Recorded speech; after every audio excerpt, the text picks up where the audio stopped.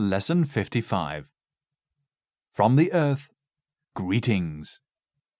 Recent developments in astronomy have made it possible to detect planets in our own Milky Way and in other galaxies. This is a major achievement because, in relative terms, planets are very small and do not emit light. Finding planets is proving hard enough, but finding life on them will prove infinitely more difficult. The first question to answer is whether a planet can actually support life. In our own solar system, for example, Venus is far too hot, and Mars is far too cold to support life. Only the Earth provides ideal conditions, and even here it has taken more than 4 billion years for plant and animal life to evolve. Whether a planet can support life depends on the size and brightness of its star, that is, its sun. Imagine a star up to 20 times larger, brighter, and hotter than our own Sun. A planet would have to be a very long way from it to be capable of supporting life.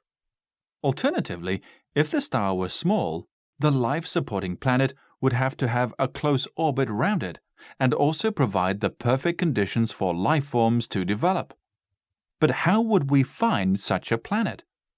At present, there is no telescope in existence that is capable of detecting the presence of life. The development of such a telescope will be one of the great astronomical projects of the 21st century. It is impossible to look for life on another planet using Earth-based telescopes. Our own warm atmosphere and the heat generated by the telescope would make it impossible to detect objects as small as planets. Even a telescope in orbit round the Earth, like the very successful Hubble telescope, would not be suitable because of the dust particles in our solar system. A telescope would have to be as far away as the planet Jupiter to look for life in outer space, because the dust becomes thinner the further we travel towards the outer edges of our own solar system.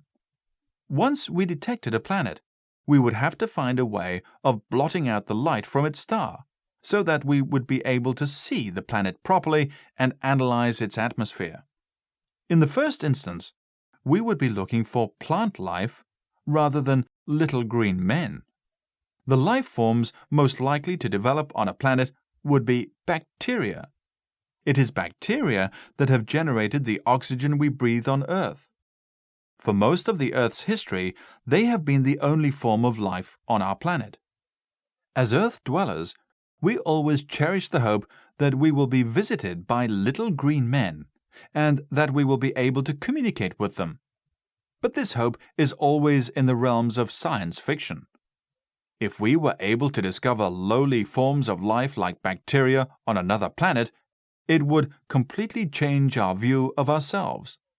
As Daniel Goldin of NASA observed, finding life elsewhere would change everything.